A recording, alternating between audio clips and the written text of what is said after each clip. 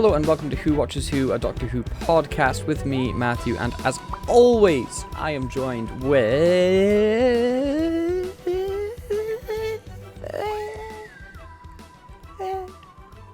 Scott.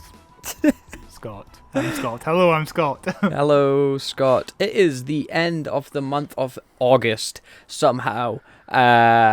And I don't understand how we've gotten here so quickly. I can't believe we're coming into fucking Chibnall month in September. But it is the end of the month, and the end of the month means it is our monthly news roundup. And it has been a eventful month, a sad month, basically a lot of news in the Doctor Who world, both happy and sad, and none of it relating to the Centenary special that's coming out probably in September, October time. There is some news, kind of, but not really news. There's a lot of rumors. You know? Yeah, there's rumors that tomorrow, when this episode is uploaded, we might get a poster and trailer. Or, no, not a poster and trailer, a poster and a title reveal, because the trailer would be too much for BBC.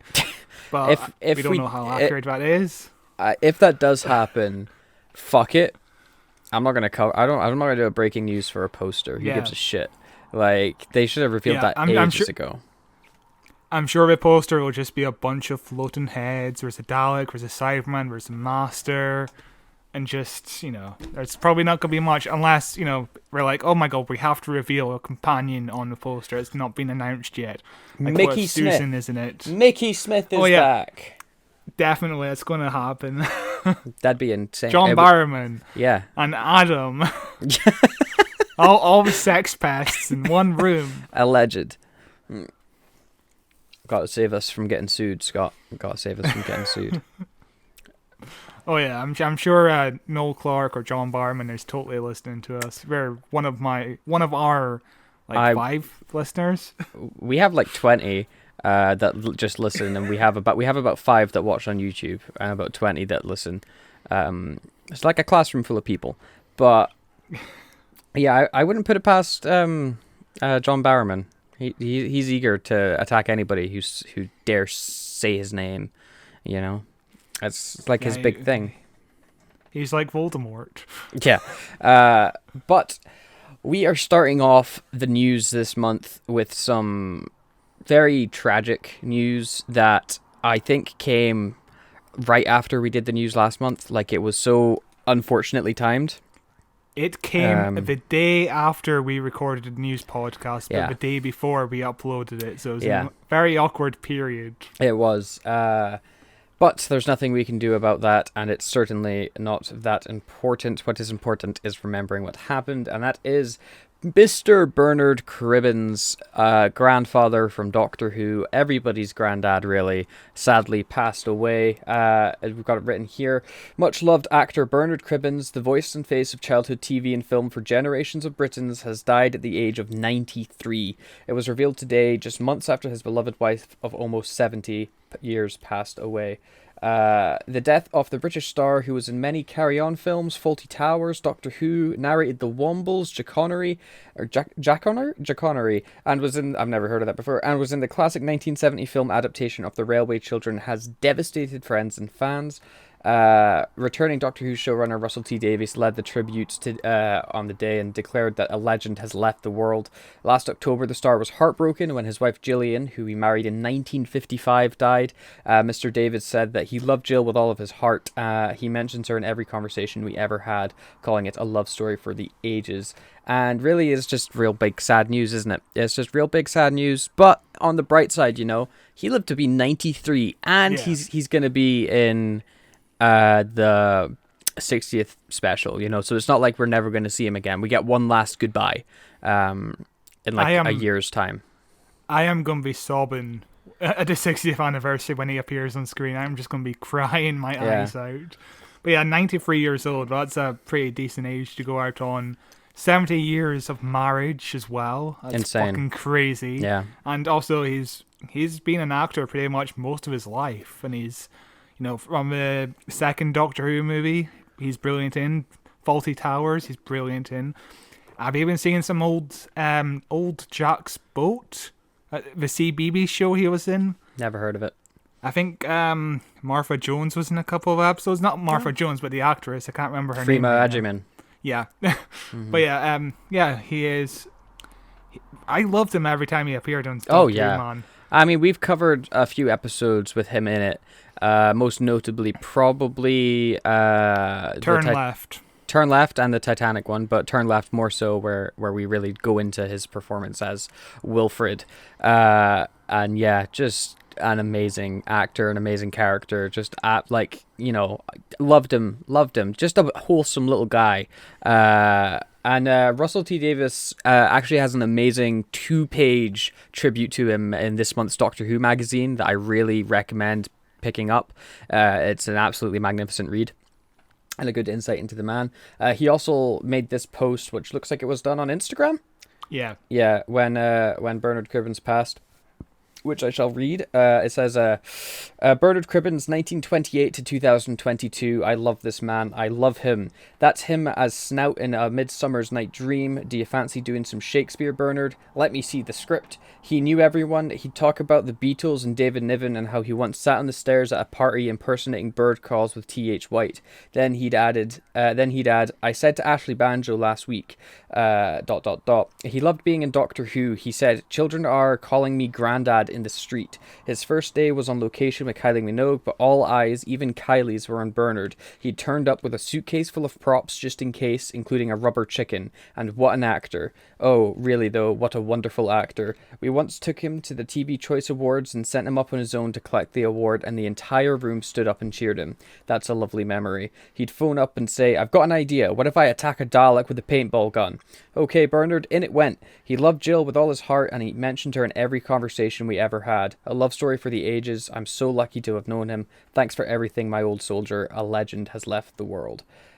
Which is just a fantastic little send-off that really showcases what kind of guy he was, isn't it? You know? Yeah, I've not heard a single bad word about Bernard Cribbins, from his acting career to him as a person himself. Like, John Sims was like, oh my god, the greatest thing in my career is getting to meet Bernard Cribbins, and he would constantly do the Womble's voices to me just to reignite my childhood, and that seems like the guy he was. He was just a happy wee chappy. Yeah, just lived his semi famous life, you know, as a old guy, just working away, doing some acting, having a good time. You know, it was definitely won the lottery when it comes to life. He did, you know. I'm sure there were struggles at some points and things like that, but he did well for himself, didn't he? Did well for himself. Yeah. Do you want to go on to the next topic? Yeah. So we kind of have some Centenary news, kind of. The Mirror has reported that Jodie Whittaker's Swan Song episode will see her wearing many items worn in the TARDIS over the past 6 decades, including the Second Doctor's checkered trousers, the Fourth Doctor's scarf, the Fifth Doctor's celery, the Seventh Doctor's question mark jumper, and the 10th Doctor tie. That's going to be a weird costume, man. A source reportedly told the Mirror that getting Jodie and some others to wear some of the best loved items from the Doctor's wardrobe over the decades seems a fitting and perfect way to mark the BBC's 100-year anniversary. The Mirror has also reported that the special will feature a host of cameo appearances by former friends and companions to go alongside the already announced Janet Fielding and Sophie Aldred, reprising their roles as Tegan and Ace respectively. This will reportedly play out in the form of a party arranged by Bradley Walsh's character Graham O'Brien, who the Mirror say is also returning for a special. Okay, I kind of like the idea of Graham being like, let's get all the Doctor's companions together for a big party. You know, let's actually keep in touch. We've got this one thing in common. I think that's kind of a fun idea that's not really been done, to my knowledge anyway, all the companions meeting up for a wee party. But I'm sure it's been done in a comic or something before. Oh, probably. Sounds like a comic idea. But, you know, the more news that comes out about the Centenary special, the more I am just fucking bewildered. Because it seems like the biggest piece of fan service with no plot, but it's kind of weird. And then the Jodie's like almost 100% confirmed to regenerate into David Tennant, which is even stranger. Like, I'm not sure what I'm expecting, but I don't think I'm expecting anything good at this point. I'm expecting to be confused, slightly irritated, and to occasionally go, "Oh, yeah, it's a thing." I have extremely low expectations for the Centenary special now, which is disappointing because I feel like at the start of the year, right after that New Year's special, I was like, "Fuck yeah, let's have 2 more good specials." Let's have a good send off for Jodie finally. Flux was a bit bad, but this New Year special was a lot of fun. Let's go into the Sea Devils with excitement, and then this finally, maybe Chibnall will get it right. But that Sea Devils one was one of the worst episodes I've ever seen in my life, so I don't have too much hope for anything. Yeah, there's some rumors, some rumblings that this episode is a mess, and I can see why. It's not just a centenary special celebrating 100 years of the BBC. It's also the end of an era. They have to wrap up so many storylines, like the Timeless Child and what's going on with this version of the Master, the Fugitive Doctor.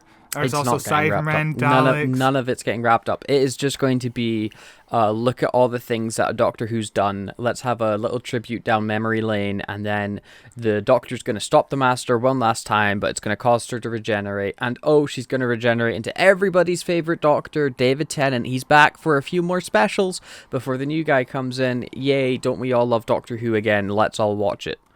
That reminds me of one of the theories I've been reading on Twitter. What if she doesn't just regenerate into David Tennant? Matt Smith's on my brain today because of Twitter being Twitter, Yeah. But what if she doesn't just regenerate into David Tennant? What if she regenerates into Paul McGann for 2 minutes or something? That's what I've been reading on. That would be awesome. What if she regenerates into Paul McGann forever? That'd be great, yeah. I'd love that. Yeah, that would be... This kind of sounds like what my biggest problem with Matt Smith's regeneration special was. Matt Smith's regeneration special was a Christmas special. Yeah. It was also a regeneration special. It was also wrapping up 3 seasons of storylines with Matt Smith's Doctor. Yeah. It was also... trying to be inviting for new audiences who have never seen Doctor Who before, and it was a complete tonal mess because it's trying to do 4 things at a time. I loved it. Here, I don't know how to feel about it, but I loved it. The Centenary special, except for is weird because both Matt Smith and Karen Gillan shaped their heads for different roles, and then they had to come back for those reshoots, and they're both wearing bad wigs. But besides that, I loved it. Yeah, the Centenary special is going to be trying to do 5 different things at once, and there's too many characters, and Chiv knows when there's too many characters, this story just suffers, with flux. Right? Okay. Right, but this is an episode of Doctor Who that's going to have Graham in it, and it's going to have Dan in it, right? Are they going to have much screen time together, though? 2 funny old white guys. It's going to be the best Chibnall script he's ever written. I'm going to predict this right now. I'm guessing that the only interaction Graham and Dan are going to have, they're going to basically be like, "Oh, hi, you're old. Yeah, I know." And that's going to be it. We're just going to have one little bit of dialogue together because there's not going to be enough time to have characters do anything. It's going to be the best dialogue in the entire episode. Also, I think Yaz is going to die.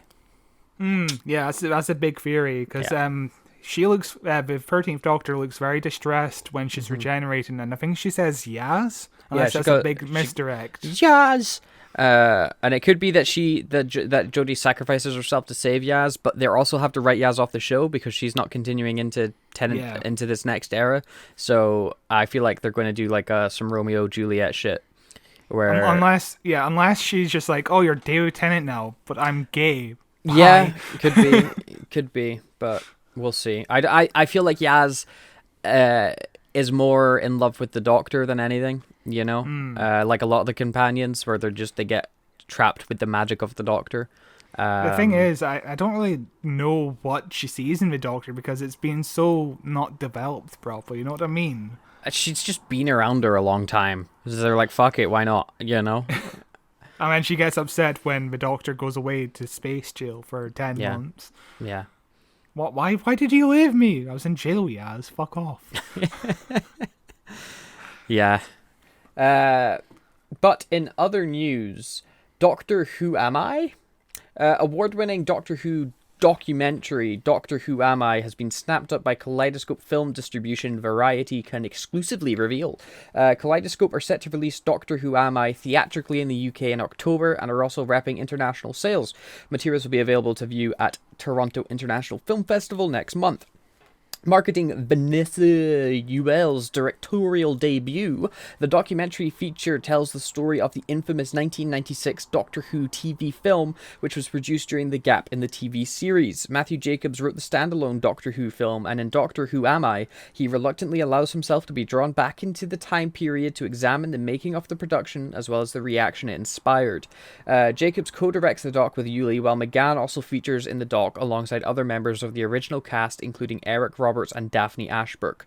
In exploring this pivotal moment in the franchise history, Matthew unexpectedly finds himself a kindred part of this close-knit yet vast family of fans, reads the logline. This is a funny and emotionally perilous documentary packed full of Doctor Who whimsy and celebrating a passionate, united fan base. Yuli said, "We're a small movie with a big heart, and Kaleidoscope saw that right away. Teaming up with Kaleidoscope is a perfect match for us because even though we're an American movie, they understand the Doctor Who franchise and the global reach of the fandom. They can bring our documentary from the Whoniverse to the universe." There's that Whoniverse again. Jacobs added, "Now more than ever, we need a positive movie about Doctor Who fandom as we move towards the show's 60th anniversary. We're so excited Kaleidoscope, like audiences have, recognized that our documentary is essential viewing for all lovers of storytelling." And what I like about that quote there is a positive movie about Doctor Who fandom. It's not going to be a dissembling of the Doctor Who movie and this heavy critique of it and saying it's all this huge failure. It's a show of love for the Doctor Who movie. You know, I'm sure they'll go into some of the behind the scenes issues and things that didn't quite work and stuff like that, but more so it's showing, you know, people like this film, people like McGann. McGann's gone on to be one of the best fucking doctors there ever has been. Please rewatch this film. That's what I hope it's going to be anyway. I definitely want to try and catch this in cinemas. And when you rewatch a film, listen to our podcast of Yes. that we recorded just last year. We discovered the movie is actually pretty decent. I loved it. I loved it so much. Yeah, like McGann is like instantly the Doctor. There's cheesy campiness. There's weird set designs. It's the best looking TARDIS fucking ever. Highly recommend going back to watching that Doctor Who movie. It's incredible. Incredible. People forget the movie was actually pretty decently well received at the time. Like, it got 10 million viewers in the UK, which is insane. Yeah, it just didn't do well in the States, did it? You know, yeah, because... it didn't. Yeah, and sadly, that was the audience we were trying to get. That's the most important audience for us. But you know, it's Doctor Who. There's no built-in American audience. But it's a really solid movie, and I'm looking forward to this documentary. Same. Just examining. Like, Matthew Jacobs has such a weird insight to Doctor Who, being the one guy who kind of almost brought it back. He was almost the Russell T Davies of Doctor Who. And it would have been a very different Doctor Who if he brought it back. Assuming that he followed the plan that he originally came up with, it would be a fucking mental Doctor Who. Although I feel like I'd still love it, mainly because of Paul McGann. Though I don't think it would have continued past the 90s. No, definitely not. I think it would have only lasted like 3 or 4 seasons. I think it would be. You know, the British had this sci-fi show, and then they did the American version of it in the 90s, and then it's been dead ever since. Type of shows, you know. So maybe it's a good thing it only lasted one movie, because then it would have taken longer for the BBC to get the rights back. Yeah. But moving on from that. There might be more disabled doctors in Doctor Who in the future. This is from Radio Times.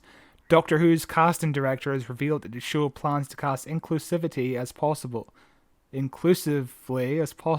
My God. I can't read. Going forward, particularly in regards to casting more disabled doctors in upcoming episodes. He continued, "It goes everywhere on this planet and others. And you don't want to see the same kind of people all the time. You don't want it to be exclusively middle-class white people speaking with RP accents." Well, clearly he's never watched classic Who. That's all you need. You just need middle-class white people that speak the Queen's English. I mean, it worked for 26 years. Did it work for 26 years? Or was it kind of shit for 26 years? Pryor added that Davies feels the same way about diverse casting, and they are more keen than they've ever been to focus on inclusivity. Also, we're trying to cast disabled people in roles that aren't necessarily written as disabled, he said. We don't always want disabled casting to be the issue casting, so our horizons are widening. I want to see more disabled people on screen. The sci-fi show has previously hired disabled actors to take on disabled roles, with deaf actress Sophie Stone playing Cass in Season 9, while in the most recent series, Nadia Albino, who was born without a full right arm, was introduced as Diane. Yeah, and she broke up with Dan. Oh, I just realized she was called Diane, and she was dating Dan. Oh, yeah. Huh. That was some creative naming there, Tribunal. Dan needs a romantic interest. Diane. There we go. Diane. But yeah, more. Yeah, that's cool. That's cool. There's, and there's nothing wrong with diversity. There's also, the internet likes to make a big deal out of diversity for diversity's sake, seeing if they're going to have diversity, there needs to be a reason for there to have diversity. You can't just have diversity because you needed to hire a black person, and absolutely fuck that. Sure you can, The reason that I'm having diversity in this film is because the world's diverse. Who gives a shit? They were the best actor for the job.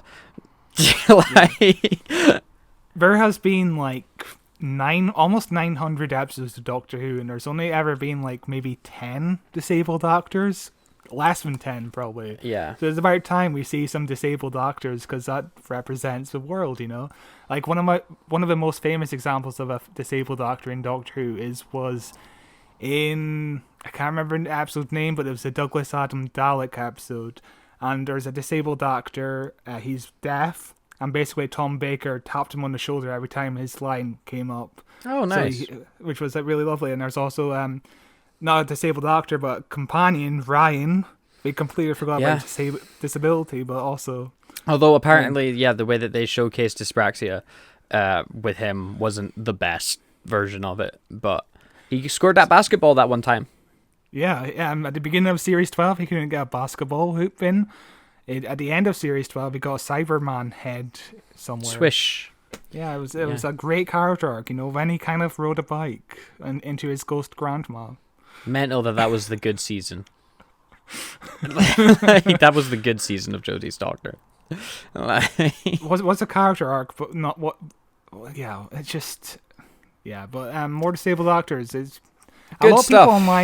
A lot of people online have been like, okay, what if there's a companion in a wheelchair and we need to get around a forest or something? Yeah. They can work around that. The Doctor can build a floating wheelchair or something. Or, right, and this is this crazy, crazy thing. Doctor Who's a fictional show. So if you're I've written this character to be in a wheelchair, but holy shit, they're stuck in the woods. I don't know how to get them out the wood. Just don't write them to go into the woods. Yeah. It's simple, because you could just make it up, because it's a fake show. Nothing that happens in it's real. You could be the wheelchair flies, and it would make sense because it's not a real show. It's Doctor Who is a silly show. It's disabled people can't exist within the Doctor universe. We're trying to make the TARDIS more wheelchair accessible, which is a great step, and it kind of goes on. That was a terrible pun, Scott. They're making the TARDIS more wheelchair accessible. It's a great step. Shut up. That's not intentional, but it kind of goes on to one of our rumors of the month, which is Rose Aileen Ellis could be the next companion. Actress Rose Aileen Ellis is leaving EastEnders after 2 years and has just followed Ncuti Gatwa and Russell T Davies on Instagram. Suspicious. Or as the kids say, sus. She made history last year by becoming the first deaf competitor to win Strictly Come Dancing. I know who she is then, because I caught Strictly Come Dancing every now and then on the TV. It's not a show I ever watch, but my family was watching it, and I was living at home last year. And so, I caught it and I saw the winner, and it was this lady, and she was pretty decent at dancing. But that would be an interesting companion. The thing that makes me think that she's definitely going to be a companion, she's called Rose. Yeah, that's one of the things on Twitter at the moment. Everybody's it makes sense. Russell loves his roses. Yeah, he loves that name, Series 1 to 4 was all about Rose. Now the 60th anniversary has a Rose. Yeah. And then he's going to cast another Rose after that. But speaking about rumors on the 60th anniversary, Tennant recently was chatting about it. And he said, what I think is interesting about the fact that Catherine Tate and me may have been filming, you see, because we are slightingly unfortunate. Slightly, probably, is what you meant to say I there. think so. Yeah. Because we are slightly unfortunate or fortunate in that we were filming some scenes that were in the public, so it had to be admitted that we were in it. So most of what's been filmed with other people has been inside, so there is lots more coming than you people think, which is very exciting. And as far as I know, no one has quite figured out yet what Catherine and I are doing there. I think there's a lot of theory, a lot of speculation, but I'm very excited for people to see the tiny little cog we are in Russell's great machine, which is probably David Tennant just being a little fucking tease. Makes me think maybe Jodie doesn't regenerate into Tennant. Maybe Jodie was regenerating into Shooty, and Tennant is like there was this theory that Tennant was like created by the toy maker.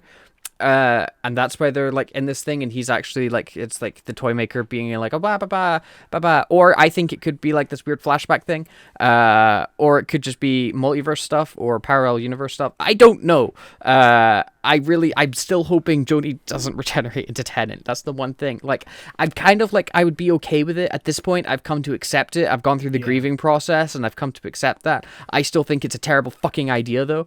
Like, I don't care what happens as long as it's a good use of storytelling. That's all I think. Yeah, I just think it's a bad idea. Like, you could do something interesting with it, Doctor Who and lore-wise, but I just think from a more meta look onto it, you know, it makes it seem like everything past Tennant isn't worth watching, because eventually it goes back to Tennant and you can just pick up from there. You know? You're right, because that's been like one of the things on Twitter for a while. It's like, oh yeah, Series 13 was all a dream, you know. The Jodie Whittaker era will end with Peter Capaldi waking up and being like, oh, thank God, that's over. It's all been a nightmare. Yeah. It's like, it's literally, it's like you don't need to watch past Tennant, because that's when people stopped watching. So we'll just bring Tennant back, and then you can start watching again. And also, you know, the way that Tennant leaves when he's like, I don't want to go, and then you're like, fuck it, we bring him back. And we bring him back and you regenerate back into him. It's like, yeah, you don't need to say goodbye to Tennant, because fuck it, we're going to Matt Smith skip him, Capaldi skip him, Jodie skipper, back into Tennant. You don't need to say goodbye to your guy. He's still here. We still have him. You know, I don't think that is a good thing for it. And also with Russell T Davies being the showrunner back again, for his first move to be like, and my Doctor comes back, my guy, you know, forget the other guys that were run by different people, to me seems like a bit of a dick move. But we'll see what the reaction is, you know. Yeah, one of my first reactions to when David Tennant originally regenerated and he's like, I don't want to go, I was like, that's a bit of a dick move to do for Matt Smith, because basically, if David Tennant doesn't want to go, nobody else is going to want him to go. Like, when Christopher Eccleston went out, he went out with a smile. It was like, yeah, this is normal. This is good. This is a good change. Yeah, and when Matt Smith went out, he went out with a sneeze. He did. I wish we all could sneeze into Capaldi. Take that as you want. But yeah, I'm on the fence about this. I don't want... I don't know how to feel about any of this, to be honest. I don't know what to think anymore. I think Doctor Who is at its best when it's constantly moving forward. Yeah. You know, I don't think Doctor Who's at its best when it's hitting the brakes and being like, let's go back to this guy for a while, you know? Because I think those are fun sidetracks, you know, multi-Doctor stories and things like that. But I think Doctor Who's at its best when it's like, fuck it, let's try something new, let's experiment. And sure, regenerating into your old self is technically a form of experimenting, I guess. But it feels kind of, it's weird because it's both a huge risk, because it's such a change to the lore, but also it's like the safest choice you could make, because everybody loves David Tennant, you know? I don't know. Yeah, I'm so conflicted about who do you think might be some of the people who haven't been announced yet? Because obviously it must be big names. Shooty. Yeah, that feels like a must. It has to be. Susan, I think, would be a missed opportunity because she's getting on there. She's getting on there. Susan definitely. Maybe Matt Smith, and maybe they're bringing him back. Maybe Capaldi. He was said to have been seen in the area, but he wasn't seen to be shooting anything. I would love for McGann, and McGann was like, "Oh, I'd love to come back if they offered me. I think it's time." Yeah. Which to me is McGann fucking being like, "I'm coming back, boys." This month, basically, Matt Smith, Paul McGann, Karen Gillan, and I think Jenna Coleman were all asked, "Do you want to come back to Doctor Who?" And of course they said yes. Of course. Yeah, yeah. So I think I don't think it's actually going to happen, but anyone's a possibility in Doctor Who, you know. I think it's probably gonna happen. I think that's, although, all right, and here's a kind of a fucky idea. The Centenary special's already gonna be Nostalgia Fest. Are we really gonna have the Centenary special Nostalgia Fest straight into the 60th anniversary Nostalgia Fest, where it's just, here's every companion, here's every Doctor, all of them are back again. Also, here's like this really obscure villain, and also this villain from the comics, and also probably Daleks and Cybermen again, you know, and it's just this another huge fucking Doctor Who bonanza, multiverse fucking universe is ending again shit. You know, is it just going to be more bloatedness? And I trust Russell T Davies to write it better than Chibnall would, but still having two huge stories like that, like not back to back because there'll be like a year separating them, but when you're in rewatch, it will be back to back. You know, There's going to be 3 anniversary specials as well. So yeah, you know, because obviously David Tennant and Catherine Tate have shot for the first one and the third one at least. We don't know about the second one. I don't think the second anniversary special has been filmed yet. I'm not sure what's going on. I would love details, but obviously it's too early to get details. It's going to be an annoying year of speculation. It is, yes. It's going to be a frustrating year of, I just don't know what to expect. You know, a very frustrating year indeed. But it's fun to be excited about Doctor Who again. I'm always excited about Doctor Who. I'm just also extremely nervous, you know. I'm just extremely nervous they're going to fuck it up somehow. In other news, Russell T Davies is to bring back Christmas specials. According to TV Zone, incoming showrunner Davies is leading conversations between the Doctor Who production team and the BBC to begin an annual run of Christmas specials from 2023 onwards, and I would be all fucking on board for this shit. Christmas specials, famously on the show, I am a huge defender of them. Famously, you hate Santa Claus and are always on the naughty list, and would despise for this to happen, but I think Christmas specials are way better than New Year specials. It makes Christmas feel like Christmas. We need to have them back, please, and thank you. That's the end of my presentation. I don't know how to feel about the Christmas specials. It's the one good thing about Christmas specials is it's always big ratings for Doctor Who. You know, families are all around television because it's a Christmas fucking tradition. You can't have Christmas and not watch Doctor Who. And one of the best thing about the Christmas specials, at least during the Russell T Davies era, is seeing the Next Time trailer, coming soon trailer for this the new series up ahead. Those were always bangers, you know. Yeah, they were. And also, you know, Christmas, that's always when the Doctor regenerated as well, most of the time, which was always fucking upsetting. You know, you'd have your Christmas dinner and then cry. So, you know, perfect way to wrap up Christmas. I would hope that, you know, in 2024, spring 2024, people are like, oh my god, there's a new series of Doctor Who starting soon. I loved watching the Christmas special just a few months ago. I want to watch this so badly. Yeah. And I think that would get people talking about the show again. Yeah. And we'll see. The quality of Christmas specials have always been a bit hit or miss for me. I think my favorite Christmas specials... That's part of the charm. I like the charm of the Christmas specials being kind of cheesy and bad, because it's supposed to be everybody's watching Doctor Who at this point, so we can't really do too much heavy lore shit. We're just going to have a dumb adventure. And occasionally they dip into the heavy lore stuff, you know, like Husband's a River Song. Yeah. I feel like is probably still decent if you don't know who River Song is, but if you know who the River Song story, it's the fucking perfect conclusion to it. And is my favorite Christmas special. I also quite like the Nick Frost one where he's Santa Claus and it's like Alien. That was okay. That was a pretty fun. Capaldi had a decent run of Christmas specials, you know. I don't know. Doctor Mysterio was kind of weird. It was fine, and it's the best thing I've ever seen that live action Goku do. So you know. Yeah, Christmas specials. We'll obviously do more of them. There's one coming up this year. It's not Christmas already. Not It yet. feels like it's almost Christmas. It is almost Christmas. We've got fucking insane. Yeah, it's Halloween in like a month. Like I don't believe it. yeah. But yeah, Christmas specials. We'll see how it goes. I'm not optimistic, but I am. sure. Yeah, our next bit of news is Doctor Who and the Daleks are to get an illustrated novel. And if I open up this is of course the original Doctor Who and the Dalek storyline from 1963. A special illustrated version of Doctor Who and the Daleks, the first ever Doctor Who novel, will be published this autumn. Published in 1964, the year after the show began, Doctor Who and the Daleks sees Ian Chesterton and Barbara Wright caught up in the flight through time and space with a mysterious Doctor and his granddaughter Susan. They travel in the TARDIS to the planet Skaro, where they strive to save the peace-loving Thals from the evil intentions of the hideous Daleks. Can they succeed? And if they do, will Ian and Barbara ever again see their native Earth?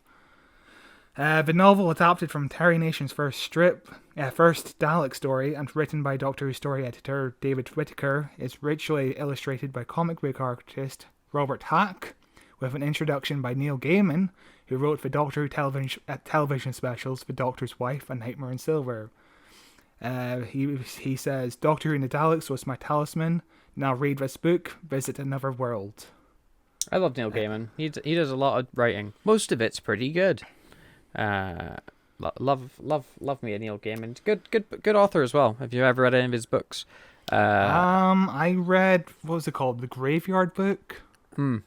Yeah. I read about it at school. That's the only book of his I've read. I like own, Coraline, the movie Coraline. Yeah, I own a few of his books. He has a Norse myth book where he just rewrote a bunch of Norse myths into a more readable format, and it's fucking excellent. I read that book in a day. It was brilliant. He can be a good old writer, and also, Good Omens and stuff like that are pretty decent TV shows. Sandman's just come out and everyone's loving it, and I'm like, it's fine.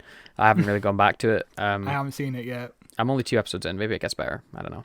But what do you think about this Doctor Who book? I think it looks kind of cool. The art's pretty nice. It's very old schooly art though. I like the old school art. It feels appropriate for like the 1960s era. It is, but my question is who the fuck's gonna buy this? Yeah. How did this get, what's the market for this? 3 people? I cannot see this being a #1 bestseller or anything like that. It's just, I'm glad it exists. It's just such a strange thing to exist. That's a weird thing with Doctor Who IP. It goes all over the place. There's some really obscure, audio books or Big Finish audio dramas, and then you get really big ones like, oh yeah, David Tennant is going to star in this thing.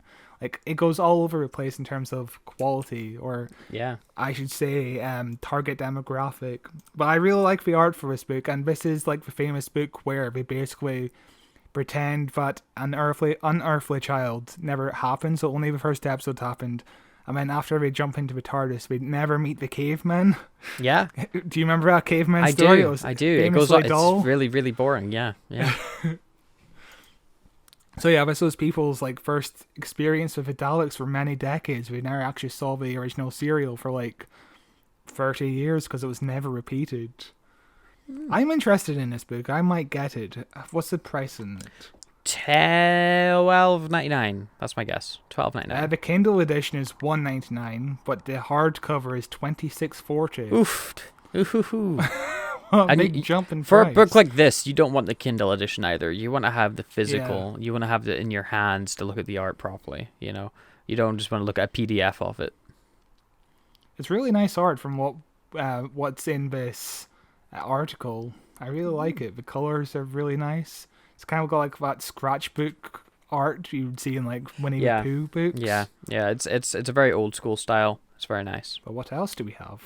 Well, Scott, staying with our first Doctor shenanigans, Series 2 of Doctor Who is coming to Blu-ray. BBC Studios have revealed that the next Blu-ray Doctor Who The Collection will feature Series 2, the second season starring William Hartnell as the first Doctor. Debuting later this year, this collection is the biggest release yet and features a limited edition 9-disc box. I fucking love this collection of classic series that they've been doing. They've been doing them in the weirdest fucking order ever. But I love the design for them. I love the books. I love all the extras that they're putting into them. But yeah, the order that they're coming out makes no fucking sense to me. But Them doing it in this order makes it fun because people on Twitter are like, "Oh my god, I wonder what the next one is going to be." Because it's exciting to see which one they'll get to eventually. And what's good is they keep doing it, and they're putting this one's the biggest one yet, which makes me think that maybe these are selling better than they thought they would be. And they're putting more resources into them. But across a season of 37 episodes originally shown in 1964 and 1965, the Doctor is joined by companions Susan, Ian, and Barbara, Vicky, and Stephen. Together, they face off against the dreaded Daleks, the marauding mechanoids, and the ant-like Zarbi and the meddling monk, while visiting fantastic alien worlds and turbulent times in the Earth's history. The missing 2 episodes of The Crusade have been reconstructed using off-air photographs and the original broadcast soundtrack, while the remaining episodes have been newly remastered from the best available sources. This 9-disc box set also includes hours of special features previously released on DVD, including documentaries, featurettes, audio commentaries, overseas soundtracks, and more. What is the most upsetting, right? All the bonus features and things like that for this season, super cool. All the remastered stuff, super cool. The lost episodes, super cool. But season 2 is a really shit season of Doctor Who. Like, at least that first half is fucking dreadful. Like, the fucking web planet is awful, and then they move right in, or before the web planet, it's a really boring thing, and then it's the web planet, and it's really awful, and it's really long, and it's really boring, and then it's the space museum, and so far it's meh, but it's also kind of boring. It's season 2 it's a lot more fun than season 1 in that they're doing a lot more alien things. Yeah. But it is, it's tough. It's a tough one to get through. I haven't seen series 2 in such a long time, so I don't remember any of these stories apart from like the Dalek invasion of Earth and the Chase, which are they come in the iconic second. episodes. They're the second half though of season 2. The first half of season 2 is fucking rough. But yeah, if this season was done because it's the most complete black and white series, because only 2 episodes are missing, whereas from the other seasons, like 7 or more are missing. Yeah. It's insane how many episodes are missing, but series 2 is mostly complete, apart from the 2 episodes of Crusade. And there's always these amazing special features, like 3 brand new documentaries, in conversations with interviews with William Russell and Maureen O'Brien, Behind the Sofa, exclusive audio commentaries, convention footage, exclusive enhanced soundtrack for the Dalek Invasion of Earth, HD photo galleries, infotext, and PDF archive. There's like 4,000 pages in the PDF archives, which is insane. Yeah, that is. It's the special features make it worth getting. And also the cover designs for them are very nice as well. The art on the leaflet, like the little swirly things. If you look at the picture, I love this art, man. It's beautiful. Yeah, it's a good looking box set for sure, and it'll be coming for like what, £30? How much was the last one?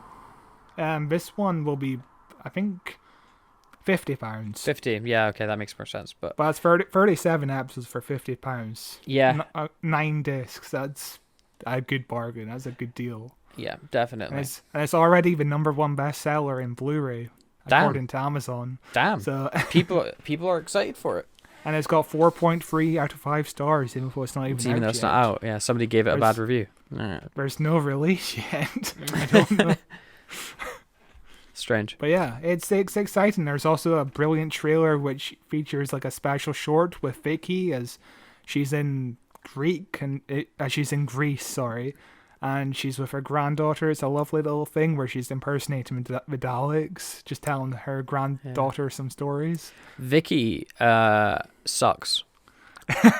As far as companions, she's just Susan 2.0.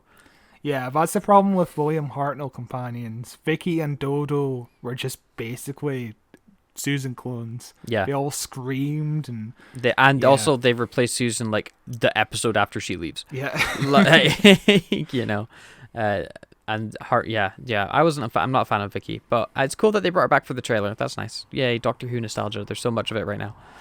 It really is. And I think this next topic is more up your alley. I know nothing about this. Yeah, so Magic the Gathering is getting a Doctor Who set in 2023, and my wallet shuddered. Will span 60-year.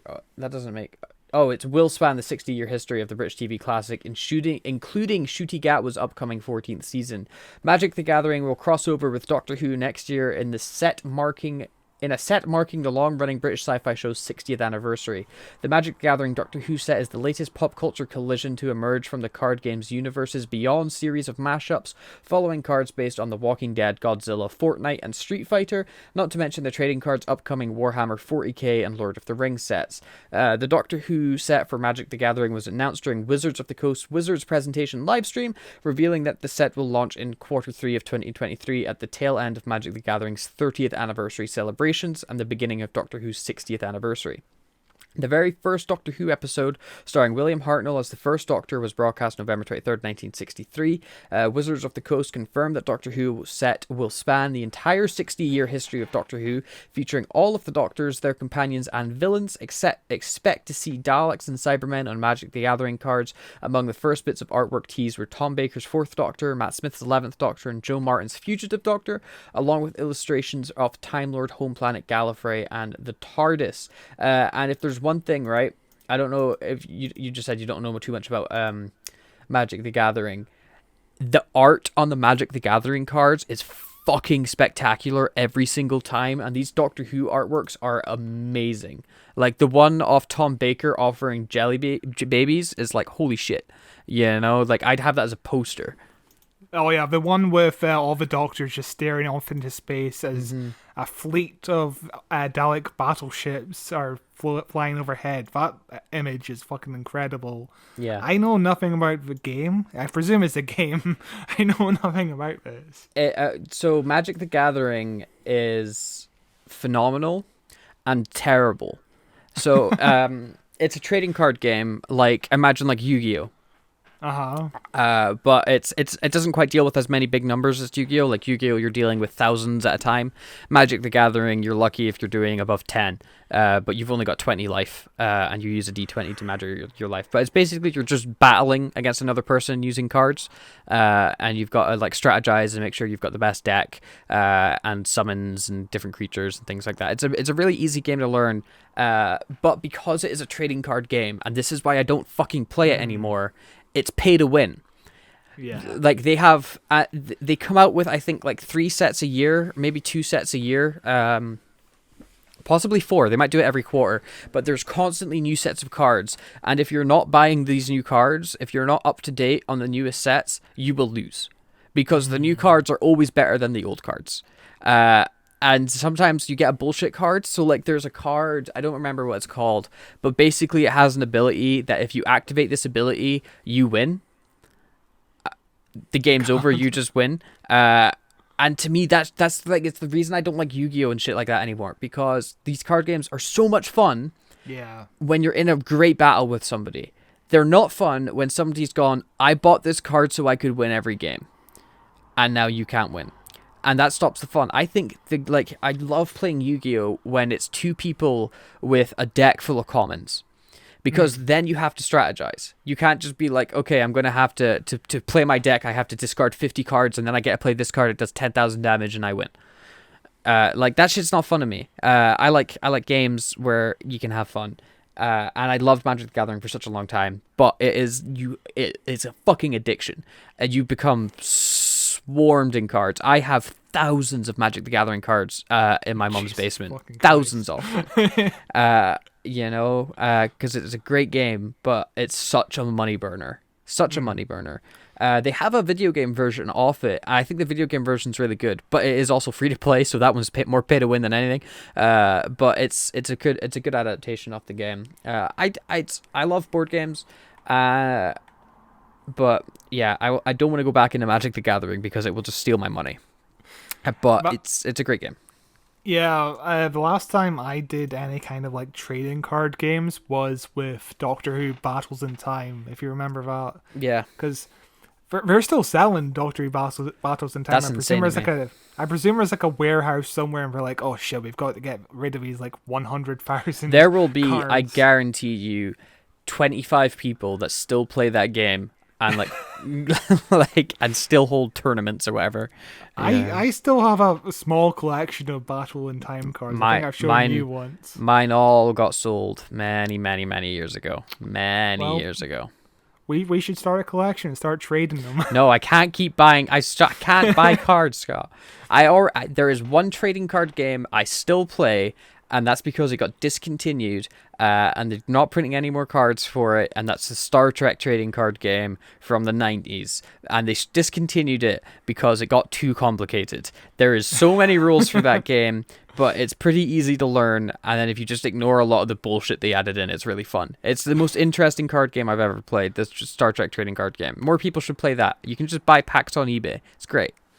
One of my favorite memories at school was trading these Battles and Times cards with people in my classes, like just in the playground being like, I'll trade you my Slovene for your Kenny from the school reunion with like fat kid who saved the universe. I did that with my brother, because me and my brother both got a Doctor Who cards, but my best memories at school with cards was Yu-Gi-Oh! Was really big at my school, and I remember like this was in primary school, being in the playground and like looking around the playground, and like every fucking spot there was people playing Yu-Gi-Oh! Everybody was playing Yu-Gi-Oh! It was amazing. And I loved Yu-Gi-Oh! Loved Yu-Gi-Oh! Whole school was into it until inevitably it got banned. But yeah, fucking, that was a great time. Everybody at the school was into Yu-Gi-Oh! I went to a really small primary school. Like we had, I think, 80 students at that school, so, like, because I grew up in the countryside. But it was a great time. Yeah, I was never really into these card games. I was never really into Yu-Gi-Oh! One thing I remember being popular was Pokemon cards, but I never got into Pokemon. It's a good game. That one's really simple. That was a really simple one. Yeah. I think anime was kind of like not my thing at the time, but Battles in Time was fun, and Magic the Gathering, it doesn't interest me, but the art looks really good. The art is amazing. Yeah, the art is amazing. So I'm intrigued to see more artwork from that. But that's all the news we have this month, but we're going to look ahead at what's coming up next month. There is a lot next month. There is indeed. We're looking at Big Finish to start, are we? Hell yeah, this Big Finish. And we start off with more nostalgic stuff with the 10th Doctor and Classic Companions. Doctor Who 10th Doctor Classic Companions. That's not the greatest title, but it sells what it is. The 10th Doctor revisits his companions K9, Leela, Ace, and Nisa long after their time traveling adventures have finished, because they all need help, and when people need help, the Doctor will never refuse. And this box set has 3 stories: Splinters by John Dorney. The Doctor finds K9 floating in space and sets off to clear up Time War fallout. First, we find Leela protecting a village from the Spriggan. The second story is The Stuntman by Lizzie Hopley, and the Doctor and K9 enter a virtual world of a movie stuntman to help Nisa escape a Time War criminal scheme.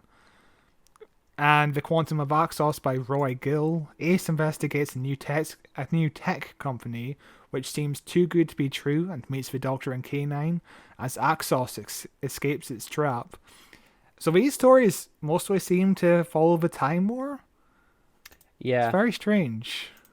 It is quite strange, but I mean the art for this one is kind of meh, but it's back to doing this oil painting, which I'm a big fan of, which I'm liking. And there's this weird fiery dude. He looks cool. K9, you know, all that shit. I'm a big fan of the orange, but the orange is very Gallifrey, Time War-y, isn't it? You know, but hey, it'll be fine, I'm sure. I'm not sure how to feel about the stories, but I'm excited to just hear David Tennant interact with like his childhood heroes, because it's kind of like the school reunion thing of just seeing him interact with Sarah Jane. You know, I'm excited. I'm just curious on how Ace is going to work, because obviously she's in the Centenary special. Will they continue what's happening in Big Finish in the Centenary special? No. Why the fuck would they? Who gives a shit? Big Finish is like canon. Canon. You know, I think the only Big Finish I'd consider heavy canon is Paul McGann stuff. That's the only one where I think that there's technically proper actual canon, because it But doesn't even contradict then, anything. even then, the writings on the walls with the canon, because as we said last week when we did the Mary Shelley episode, there is like four episodes of the Paul McGann audio drama where he's meeting Mary Shelley, and none of that is remembered in the Jodie Whittaker Mary Shelley episode. I think Big Finish works the same as novelization versions of movies. So, like the novelization, I think of like Star Wars Episode 6 or Episode 7 or Episode 8 or something like that, does something that contradicts what happens in Episode 9. Like it comes up with a bit of lore, and then they contradict that lore in Episode 9 in the film. That's different from the book. And the way that like Disney came out and said it is, the films take priority. So anything the films establish, that is actual canon, and the books can try to establish their own things. But if the film says otherwise, then take the film's word for it.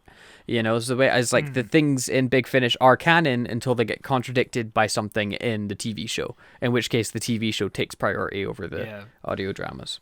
You know, nothing's canon in Doctor Who. We True, have this there is no conversation canon, all the time, but I don't.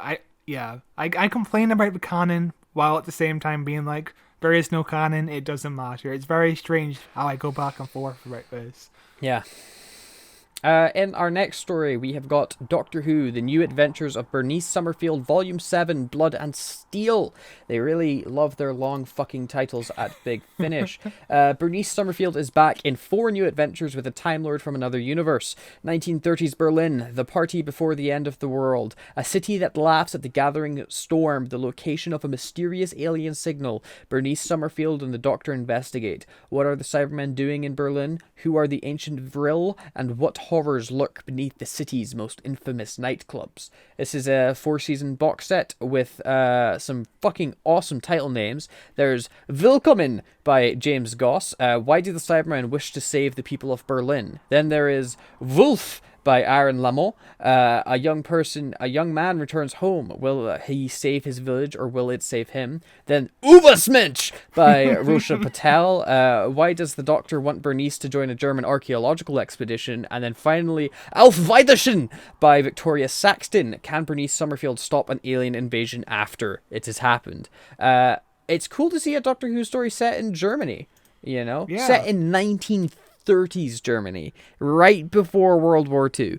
You know, it's an interesting fucking idea for it, and the box cover very much fucking like the Cybermen reaching out to delete people, but doing a Sieg Heil. Fucking hell. Like, that's fucking some good visuals right there. Like, it's a great cover, and also this is one of the last ones with David Werner as the alternative third Doctor, sadly, of course. Lisa Barman as Bernie Summerfield, and he was married, and he just passed away last month. So it'll be bittersweet for people to listen to this. It's volume 7, so I won't get around to it for a long time. There's also all the books she was in with the 7th Doctor. Jesus. It will take me a while before I get to this one, but this one has a brilliant cover, and Cybermen in Berlin sounds interesting. Yeah. Our next audio drama is the 5th Doctor Adventures 42. This one only has one story, apparently. Interesting. The Autumn Infinity by Tim Foley. Snowdonia unit is running a training exercise with a brigadier in attendance, except it isn't long before things start to go badly wrong. The fake aliens primed to attack the troops might not be so fake after all, and a temporal disturbance attracts the Doctor, Tegan and Turlough into the fray. Old enemies are on scene with a deadly plan, but they might be the least of the Doctor's worries, because he's recently been sent backwards and forwards through his own lifetime, and he's finally going to find out why. So this is the 5th Doctor in a 3rd Doctor story, basically. Yeah. This kind of follows on from the last one where he was reliving 2nd Doctor stories. It's very confusing. I don't know what's going on with this 2 box sets. It is very confusing, but you know what's not confusing? It's very wholesome. If you look at the backstage tab on this, Peter Davidson dresses up as the Doctor when he's recording his audio. Oh my god, that is yes. He's wearing his Doctor costume and he's recording his audio at his home. He's home when he's recording this audio and he still dresses up as the Doctor to perform. That's brilliant. Absolutely brilliant. That's very cute. So wholesome. But yeah, the Brigadiers in this one, the Autons, Anthony Ainsley's Master, even Chameleon is in this. Yeah, this one seems interesting to me. In a weird way. I don't know if I'd ever listen to this one. It's also £20 for one story. It must be like a feature length story. Like it must be a big story. Yeah, $16.99. The length 180 minutes apparently, according to Big Finish. Wow, 180 minutes. Yeah, I guess it's almost 3 hours long. Yeah, okay. Maybe it has 3 episodes. Maybe, yeah. Just one story. One continuous story, yeah. Interesting. Next up, we have got Torchwood, Death in Venice, which has got Sophie Aldred in it. She's getting busy this past few months. She's been everywhere. Dorothy McShane once travelled with the Doctor. She misses those days. Sure, she still saves the world, but less by beating up Daleks and catapulting Cybermen, and more through running a massively successful charity. Only, she's on the run for her life and her charity is in trouble. Someone wants Dorothy dead, and Torchwood are coming to the rescue. Can Mr. Colchester keep her safe on the magical streets of Venice? Which... it sounds like a one-shot little Torchwood thingamajiggy. They've got interesting looking masquerade people standing behind them, which remind me of the Clockwork Monsters from that one episode. Also, Paul Clayton looks so much like oh my god, what's his name? From Better Call Saul. Michael McKean? Is that the guy that plays his brother? Yes. Yes, he looks so much like Michael McKean. It's unbelievable. You know, it's like I'm looking at fucking Chuck holding a machine gun right now. Like, sure, I can see that. But yes, another Ace storyline. That's she's going to be in 3 things in like 2 months in Doctor Who. That's kind of insane. Yeah, it is very insane. Yeah. But I love Ace, but I don't know how to feel. Again, it's one of those things where it's like, I'm not quite caught up in the Big Finish canon to really want to jump into this, if you know what I mean. Yeah. Like, this is like a 4th Torchwood storyline. I don't think I care about the Torchwood Big Finish products at all. Yeah, the big problem is, originally when Torchwood was a big thing for Big Finish, it was doing series 5 and 6. But now that John Barrowman is kind of like off the rails, and they've only been doing these like one shots, which mostly sound fine, mostly sound fun, but it's like there's not a storyline to really attach myself into. Like if there was a storyline, I'd be like, I want to go into this one. I want to hear what's going on. Yeah. So this is a big month for Colin Baker because he's in Doctor of War, Destiny. This is the second Doctor of War storyline. I've listened to episode 1 of the first box set. I need to get back into it, but it's a lot of fun. It was one that we were talking about when they were coming out, as it seemed really fucking interesting. Yeah, times have changed. A choice was made and the universe diverged, and now all of history is at war. One man stands at the center of it all, but whose side is he on? Is he with the angels or the demons? And does anyone even know which one is which? He was a doctor once, but now he is a doctor no more. He is a warrior, the Doctor of War. And this one has 3 stories, like the first one. This is the second out of 2. Who Am I by Nigel Fairs is the first one. The Tesh and the Seva team are at war, obeying the orders of their god Zonin? But they cannot know their battle has a higher purpose. One led by the Time Lord, responsible for Xanon's condition. A Time Lord called the Master. Dun, dun, dun. And this is the Jeffrey Beavers Master, who I believe was the Crispy Master. Ah, okay. Time Killers by Lizzie Hopley is the second one. Arriving on Marinus in search for a temporal weapon, the warrior and the master are confronted by a place where time literally is money, which sounds like the movie Timeless with Justin Timberlake. Yeah. Well, though, but as- in that one, time was your life, wasn't it? Oh no, because you'd spend your lifetime to do shit. Yeah. Which was a bad Cool movie concept. with a great concept. Yeah, cool concept. I remember the film being meh, but yeah. Yeah. As the Master finds himself in changed circumstances, the Warrior finds himself with a deadly decision to make.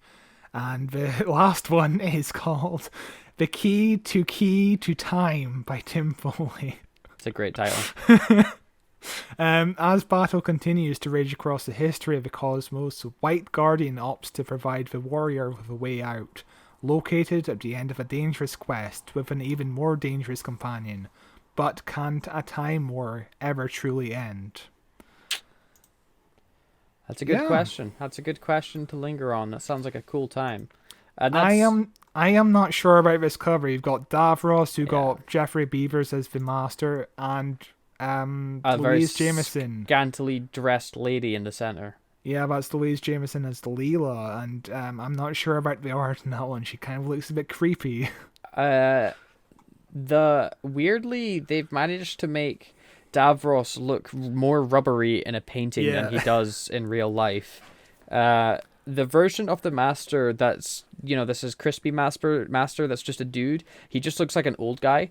Yeah. But Colin Baker's doing his one thing that he always does in all of his pictures, which is like point angrily. But yeah, it's not the best one. I'm glad it's another oil painting though, because it's a nice style. I don't know. I'm kind of getting sick of the oil paintings because there's no pleasing you. There's no pleasing you. Because when they're good, they look amazing, but sometimes it's like, oh yeah, this kind of looks photoshopped with like a Instagram filter on it, on top. Yeah. Because all of these are like stock images that we've seen a million times just with a filter, and I don't know how it's created. I wonder if it is a filter, or if it's somebody actually putting hard work into it. If it's hard work, it looks solid, it looks fine enough. I think it's probably a mix. Or it could be a digital drawing over the stock image.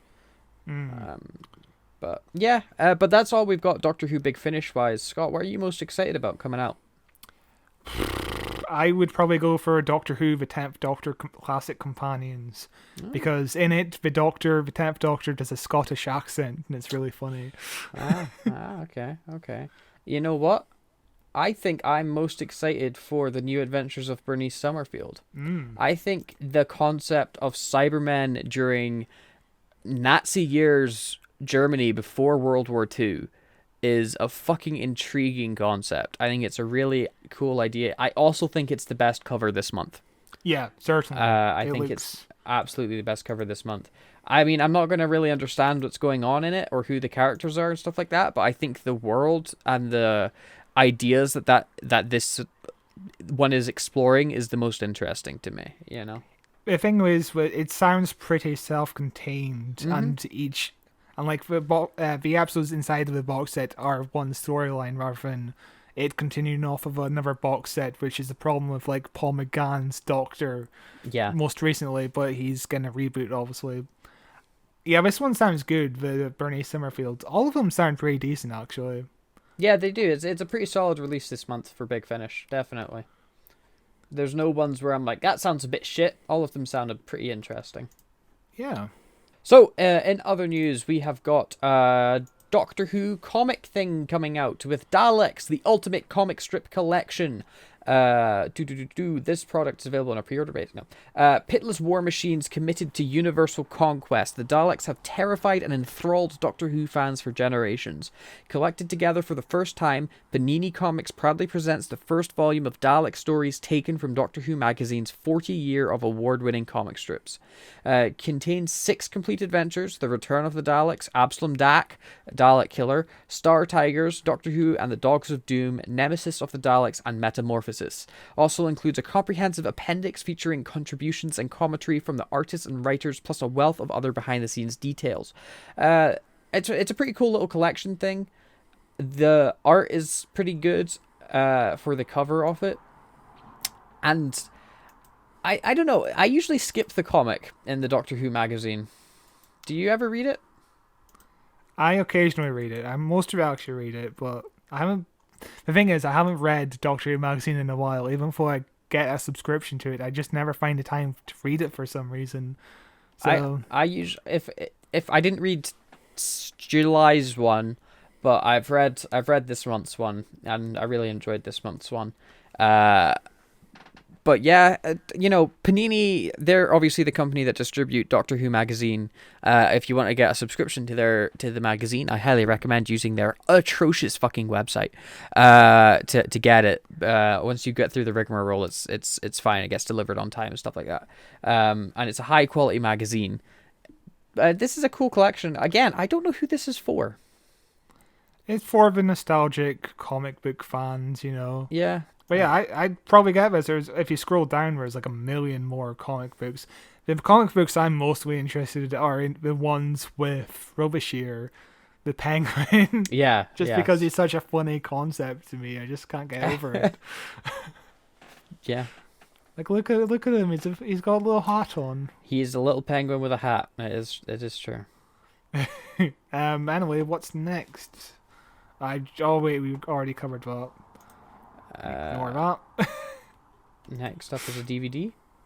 Yes, next up is a DVD. Oh, that's a nice fucking steelbook. It's of the abominable, abominable,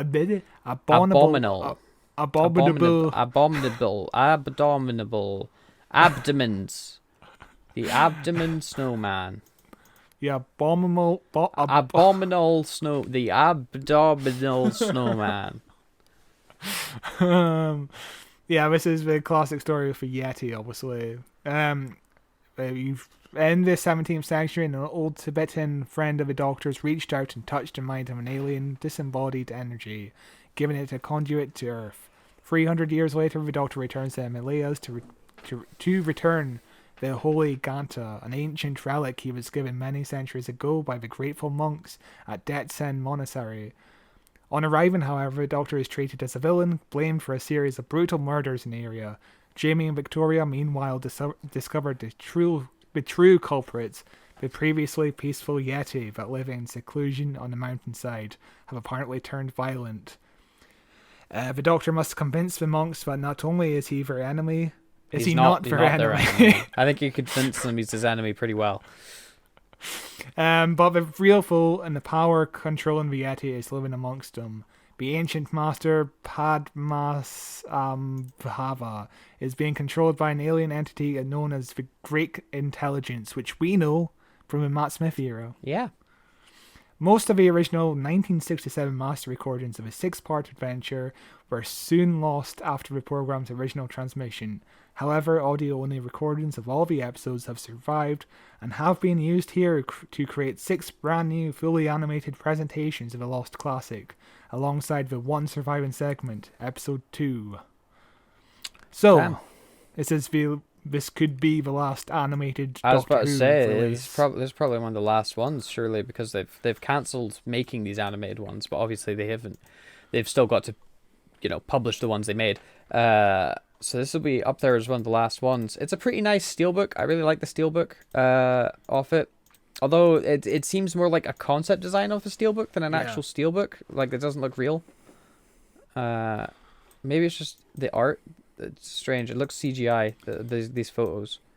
But yeah, the special features are the 6 episodes animated in black or white or color. I don't know why you don't want to watch your color, because I think it's more better in black and white, but yeah, you do you, boo. The original episode 2, Survival, the photographic reconstructions of the missing episodes, a making of documentary, audio commentaries, home movie footage, interviews with writer Mervyn Haseman, a photo gallery, teaser trailer, and PDF ROM content. Interesting. It's cool. I'm glad it exists. I will probably not buy it.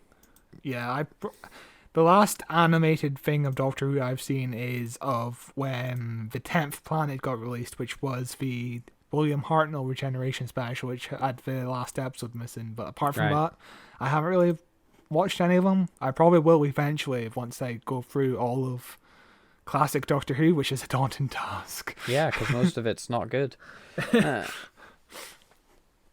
Yeah, but in other news, it's that time of year, Doctor Who Annual 2023, the brand new and very special Doctor Who Annual to celebrate the 60th anniversary of everyone's favorite Time Lord. This year's journey through time and space will take you through the Doctor Who universe like never before, to the past, present, future, and beyond. Are you ready for the biggest adventure of your life? Well then, meet the Doctor.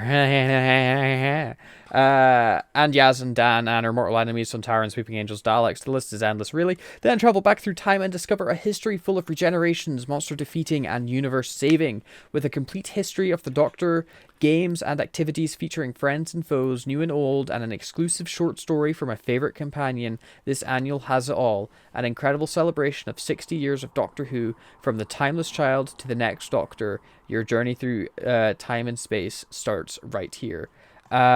Which is cool. I don't remember the last time I had an annual, but I used to fucking love them. I used to love a good annual. I mean, I was never really into the Doctor Who annuals. I was always more into the Beano annuals or the Dandy annuals. I had Star Wars annuals. Nerd. I think I had a few Doctor Who ones, but I mainly had Star Wars annuals, and I would read those quite a bit, more than once, definitely. The only thing that interests me is the short story. I don't know what the short story is, but nothing else. This is obviously for kids. Yeah. And I wonder how much of it sells nowadays. Enough for them to keep doing it every year. And this one, because it's the 60th anniversary, there'll be collectors buying this one as well. You know, because they'll be like, we've got to get it because it's the 60th anniversary. It's the official 60th anniversary annual. You know, there might be some interesting history in here, or it's just a cool thing to own. But yeah, it's a nice enough cover. I hate how the Doctors aren't in the right order, but besides that, it's a pretty nice cover. Yeah, it goes 1, 2, 3, War, 6, Fugitive, 5, 8, 9, 7, 11, 4, 10, 12, 13. Yeah. It starts off well. And it ends properly as well with 12, 13. It just gets a bit confused in the middle. But I don't understand it. Why is it like that? What's interesting is it's only 64 pages long. Yeah. Annuals used to be a lot bigger. Annuals, I feel like annuals used to be fucking huge, and now it's 64 pages. I'm gonna look up the 2006 annual to see if I can. Let's find out. It was 62 pages in 2006. Wow. So I guess 2 more pages. Interesting. I guess we're getting more content. It was $6.99 back then. So how much is this one? This one is not giving me a price. Let's pre-order it on Amazon. Let's find out. It is $6.99. Oh, that's not bad. Inflation. It wasn't inflated. I don't think they understand what inflation is, apparently, or it's gotten cheaper. But yeah, it's definitely for children. Yeah, I'm surprised annuals aren't on like a website kind of thing anymore. Like, it feels like kids would be reading them on their iPhones. I don't know any child that's reading an annual anymore, but it's cool that they exist. Like, there's bound to be one kid. Also, I've just zoomed in to the face of one of the Ravagers, the pink guy. And I fucking hate this costume so much. Like, I said it when we were watching Flux. It looks like shit. It's the worst looking alien design I've ever seen in my life. There's so much glitter on them. Yeah, I don't know how to feel about them. They're fine. They're not that bad. But the glitter, the glitter makes them look like a Halloween costume. Yeah. They were a wasted opportunity. They were cool for like a good few episodes. Yeah, we were so excited by the Ravengers because basically the concept of the Doctor's greatest enemy that she forgot about because she was a fugitive Doctor, and the potential of like them knowing the Doctor's weaknesses without her knowing her own weaknesses. That was a big exciting thing, but instead they just kind of were like, we're working for Time, which is a guy now again, but it was shut up. And also we're dead. Like, they just dropped it right at the end. It was really upsetting. Yeah. I would be interested just to keep an eye on this to see. I don't know if they keep their sales public, but I'd be interested to just find out Who buys annuals? Just see how well it does in the Amazon charts. Yeah, I guess. But after this, we have Doctor Who and the Daleks with stories of the film, and what a fucking beautiful cover. Oh yeah, that's gorgeous. I'd have that as a poster. That's fucking amazing. Yeah, this is the definitive guide to the making of Doctor Who and the Daleks and Daleks' invasion of Earth 2150 AD, which is only like 130 years away, almost. The first and only big screen adaptations of a long-running TV series. The film, starring Peter Cushing as the titular time traveler, are beloved by fans and the Daleks in glorious... Are they saying the movies are loved by the Daleks as well? Hang on. Starring Peter Cushing as the titular time traveler, are beloved by fans and Daleks in glorious Technicolor have never looked better. Hang on, does that sentence even make sense? The first and only big screen adaptations of the long-running TV series, the films, starring Peter Cushing as the titular time traveler, are beloved by fans and Daleks in glorious... It's saying that Daleks love it. Daleks love these films. That's what that says. That's saying that fans and Daleks watch this in glorious Technicolor. I presume we were saying the Daleks look good in Technicolor. That's confusing, but author and film expert John Walsh has unearthed a treasure trove of archive material, interviews, and stunning artwork, and takes us through the whole process of translating the metal monsters from small screen to big.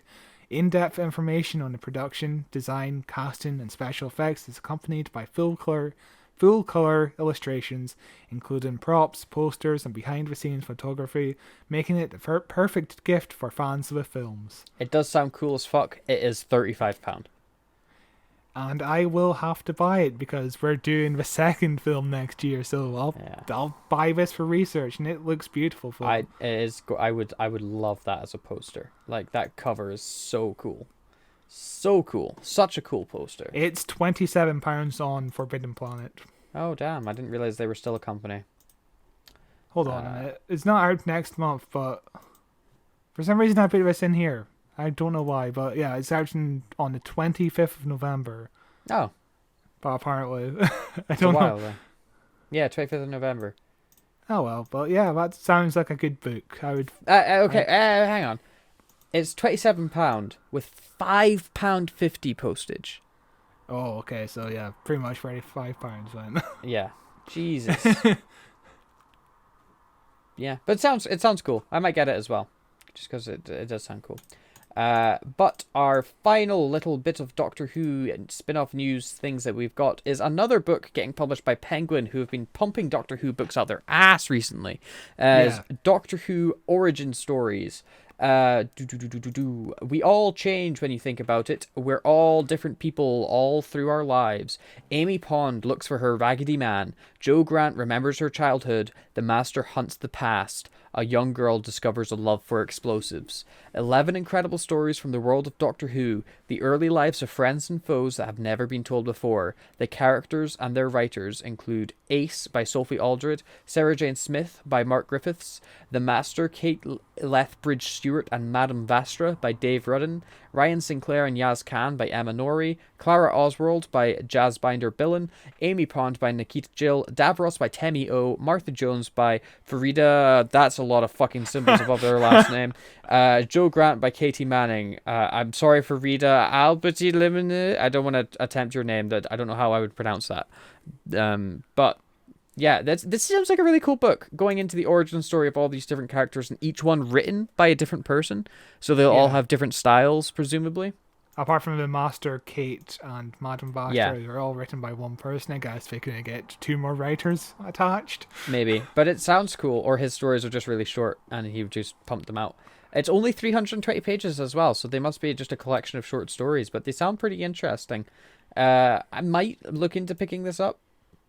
Let's see, how much is it? $11.43 for the hardcover. Yeah, so that's pretty decent. I don't think I'd want this book as a hardcover, though. I think I'd probably wait for the paperback to come out.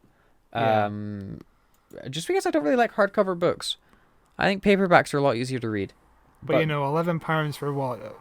Yeah. 9 stories? Yeah, it's not bad. 9 interesting sounding stories as well. 4, 5, 6, 7, 8, 9, 10, 11, 12 stories. Unless Ryan and Yaz are sharing a story. which should be possible because they don't really have much personality to Didn't they go to get school from. together or something? Yeah. Yeah. I wonder what their story will be. Just them at school Ryan falls doing over. nothing. Yeah, the cover is kind of boringish, Yeah. but it's a nice color of purple, I guess. One but of my biggest problems with this book is there's only really one classic companion, that's Joe, whereas the rest of them are basically there's modern Ace. There's Ace. There's Ace and Sarah Jane, but Sarah Jane is... I feel Sarah Jane is more included with the modern era because she obviously had her own spin-off. But what's cool is the Ace story is getting written by Sophie Aldred. And the Joe story Yeah. is written by Katie Manning. Yeah, which is, yeah. That's cool. That's cool. And Ace did write that book where Ace met the 13th Doctor, even though in the Centenary special she says, "Oh, I haven't seen the Doctor in decades." Yeah. But you just met the Doctor. Yeah. You met the Jodie Whittaker Doctor. It's not canon anymore, so... What's more interesting as well is this is more Sophie Aldred fucking just being everywhere on Doctor Who again. You know, this year she has just fucking been Doctor Who up to her eyeballs. Yeah, it's cool to just see all these actors and actresses just still attaching themselves to Doctor Who after all this time, you know? Mm-hmm. Because so many... If I was an actor for Doctor Who, I'd be like, I'm sick of Doctor Who. I don't want to be remembered for Doctor Who for the rest of my life. But then again, No, I I guess would. it's... I'd want to be remembered for it. It'd be cool. Well, yeah, it's cool. Yeah. But A lot of that, stuff coming out. so much stuff coming out, and all of it starring Ace. But yeah, that's what we've got for the news. We'll have a little chat at the end of the podcast, just general jib jabs. But if you don't want to listen to that shit, Scott, what have we got coming up next month? Let's just remind folk while we're here. You should probably warn me to open up the fucking... You should just have it open Docs already. folder. I've got mine open. I'm looking at it right fucking, now. Why I don't could you be, fucking read it? because I asked you. I want you to say it. So, you know, we're waiting on you right now, Scott. You're holding up this whole production. So on the this is also Chibnall month, where we celebrate the career of Chibnall in Doctor Who. Hopefully celebrate. Hopefully celebrate. We're re-exploring Chibnall's eras that he's been in, you know? So, yeah, first away, we are exploring one of his episodes when he was like basically a guest writer in Doctor Who, and that is Dinosaurs on a Spaceship, which is a pretty fun Matt Smith episode. Yeah, I remember it being enjoyable. I haven't seen it in a few years, but I remember it being dumb fun. And then, of course, he showran the first 2 seasons of Torchwood, and we are looking at Torchwood Adrift, which is a late season 2 episode, which is one of my favourite scripts of his to come from Doctor Who, which isn't a lot to say, because most of his scripts have been pretty mediocre. But Adrift is a fun one. I'm looking forward to getting to that one. And then for the last 2 weeks of September, we are covering perhaps 2 of the most controversial episodes of Doctor Who of all time. And that is Ascension of the Cybermen and The Timeless Child, which will be very interesting to say the least. Yeah. Which we just covered Haunting of Villa Diodati, which is kind of like part 1 to those things. So it'll be interesting to see what they're like, having rewatched Villa and having that pretty fresh in our minds as well. I'm looking forward to Chibnall month. I can't believe it's already here. I feel like I was just like, oh, Chibnall month, that's in September, that's ages away, that'll be cool. But we're rapidly approaching the end of the year like nobody's fucking business, and I'm not prepared for it at all. But yeah, it's cool. I'm looking forward to it. Chibnall month, here we fucking go. You know, let's take it. Come on, it's our last hurrah before we say goodbye to Chibnall for a long time. Fucking wild, because it just feels like he just started, and I kept on giving him the benefit of the doubt. Oh, maybe he'll get better over time. Yeah. Can't really say that anymore, can I? Yeah.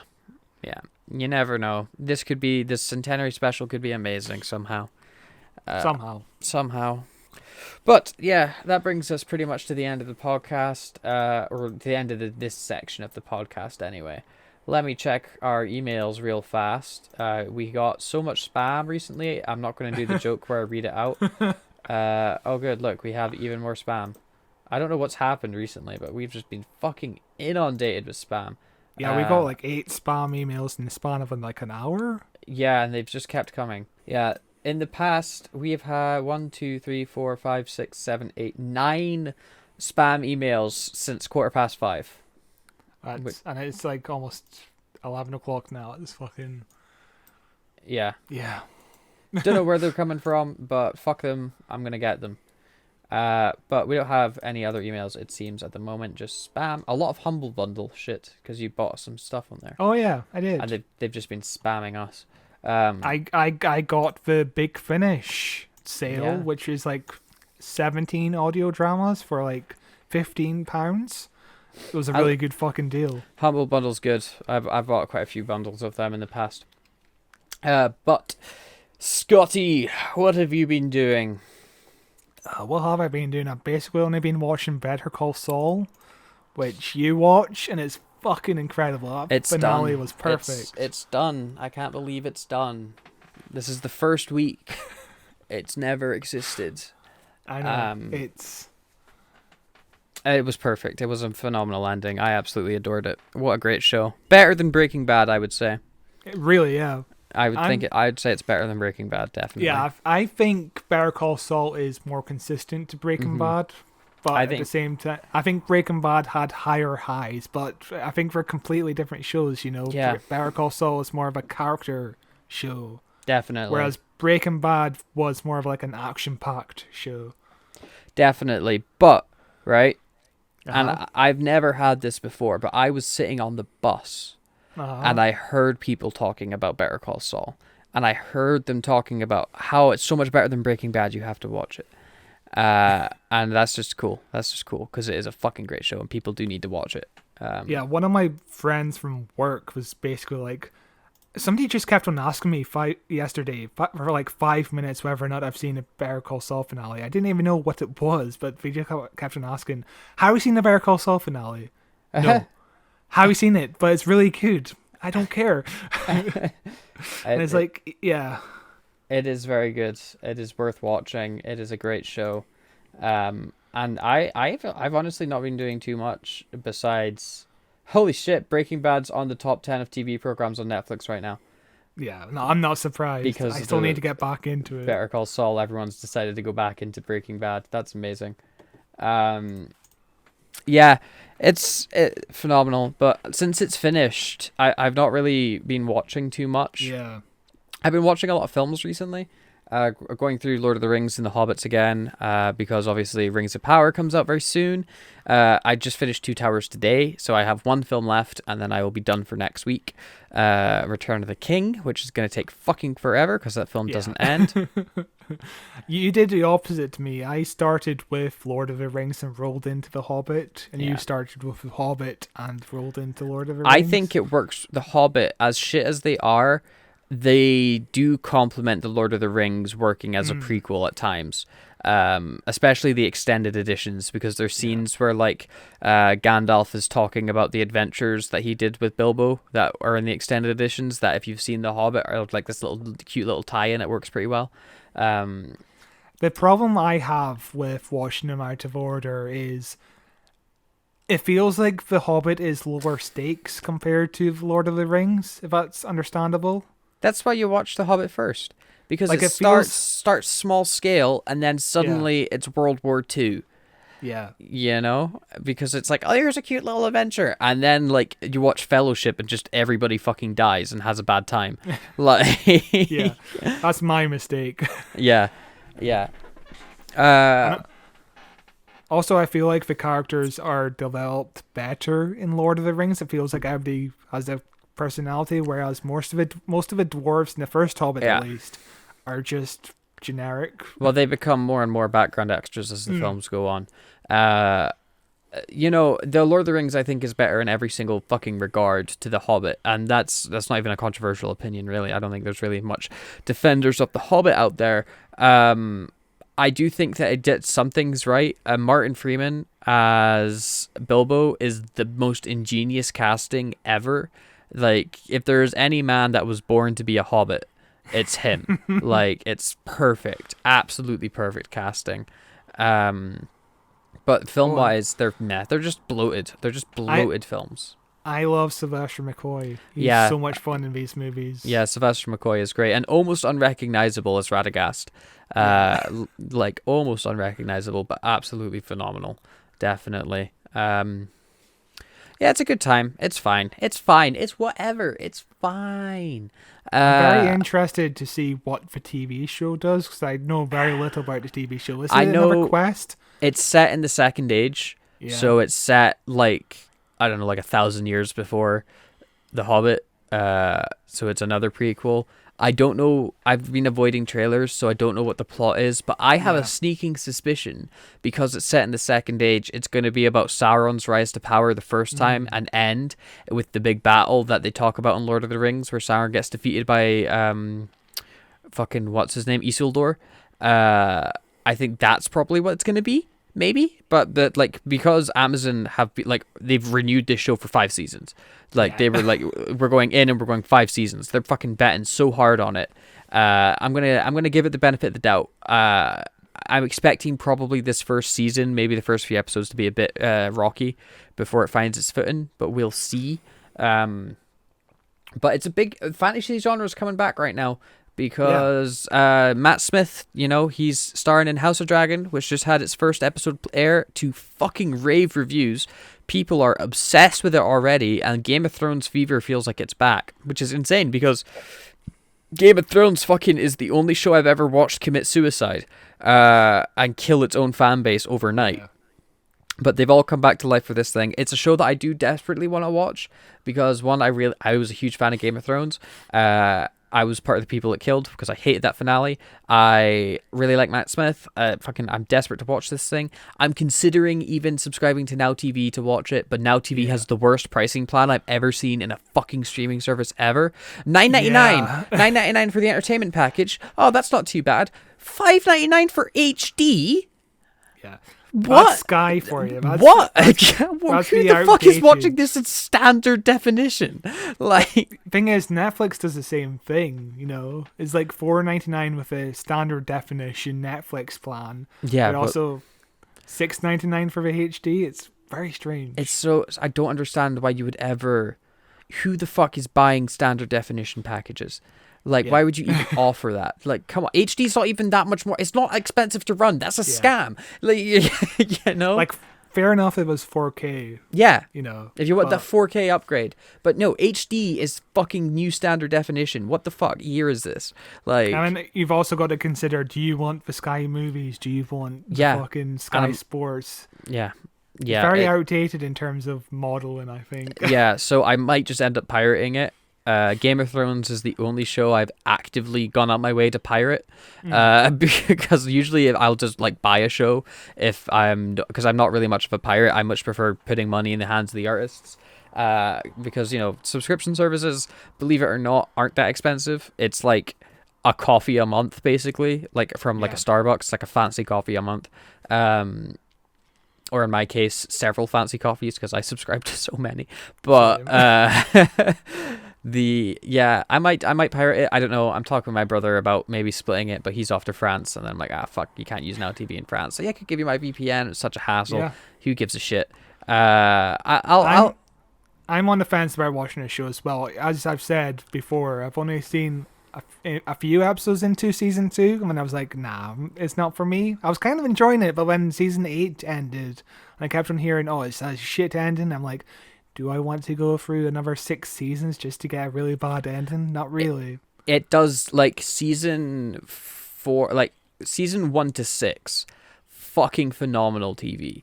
Especially, like, seasons 5 and 6, when they were just doing blockbuster-style battles. Like, fucking incredible. Like, absolutely awe-inspiring TV. And then they just kind of gave up. Yeah. Because as far as I'm aware, the 2 creators got booked for a Star Wars film, rushed the ending, and then got fired off the Star Wars film, which is fucking hilarious. I keep on hearing that George R.R. Martin was like, oh my god, HBO, you have to make this 10 seasons. 10 seasons is the perfect time for this story to be told. And then you're like, nah, we're ending with a shortened 8th season. Yeah. Which, ridiculous. I keep on wanting to get back into it, but it's like there's a million other shows out and a million other shows that has better endings, and it's like, do I want to get back into Game of Thrones? Do I want to start House of Dragons even though I've not seen most of Game of Thrones? There's a million other TV shows. Game of Thrones has a bad ending. It's really not really that I would say worth watching. And also, all right, I'm going to put money on the next 10 years Game of Thrones movie. And they reboot the series and they just do the books as movies. Just to cash in even more. I don't see any kind of profit behind that because you're shortening what's in the books. I see profit behind it. I see billions of dollars of profit behind it. Of people Fair being enough. like, holy shit, Game of Thrones cinema. And they'd be long movies. You'd have to make them long movies. But you could pitch it as like, Lord of the Rings, but for adults. Which is kind of basically what the TV show was pitched as. But yeah, I definitely think it works better as a TV show because those are big books. And complicated books, but they fucked it up so bad. They gotta fix it. So, it's a book series I haven't started yet because I'm not buying those books until they're all out. You'll be waiting for a while, my dude. Well, he's got after this one, he has a whole other book that's supposed to come out. That's the end book. Like this isn't even the last book. This is the second last book. So and how long has he been writing it? Like 10 years. Like I think 2011, the last book came out. And how old is he? Like 78 or something, but like really overweight. And he writes all the time. He fucking did the Elder Ring lore. Like he created the world for Elden Ring. He's written other books. He's written other Game of Thrones books that are like history novels. He just does anything but write this main novel, apparently. Although apparently it's also fucking ridiculously big.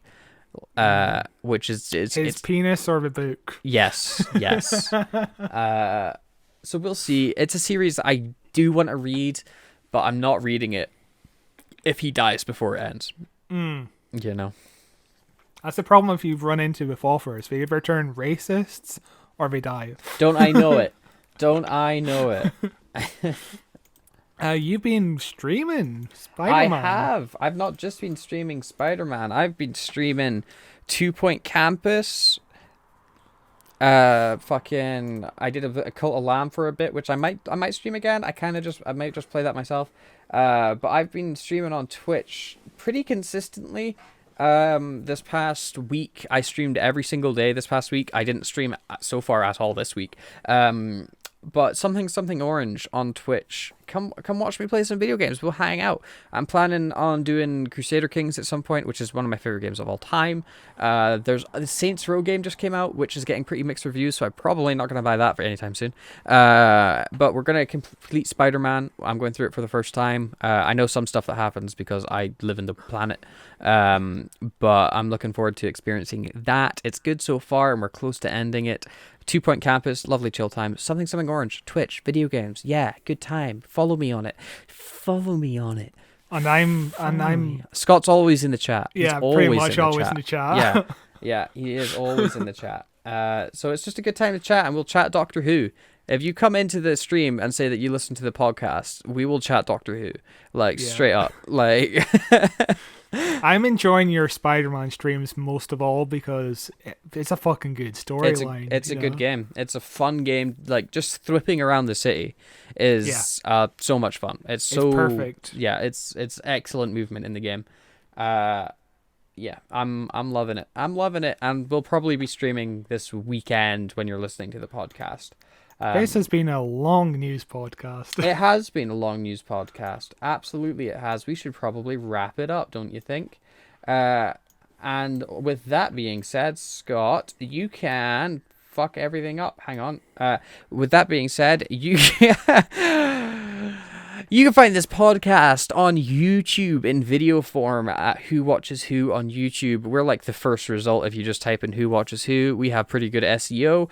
You can also listen to it in audio form wherever you listen to podcasts. There's a bunch of links in the description. You can find us on Twitter at Cloth2 at Watches Doctor. You can find me on Twitter at Cloth223. You can find us on Facebook at Who Watches Who. Follow me on Twitch, as I already said. Send us an email at whowatcheswhopod@gmail.com and we will read it out on this episode you're listening to. Well, not this episode, but at the end of the month on the news monthly roundup, we read out emails. It's happened a few times, Ewan, and sometimes we read out a spam email that we keep getting because we get so many fucking spam emails. Probably because we keep putting our email address out into the public. But fucking send us an email, pal. Do it. What are you waiting for? Probably other things. We've got next week. What's the episode next week, Scott? It's dinosaurs on a Dinosaurs spaceship. on a spaceship. Dinosaurs on a spaceship. And you'll never guess it. It's the one with the dinosaurs on a spaceship. What happens in that episode? Well, dinosaurs end up on a spaceship.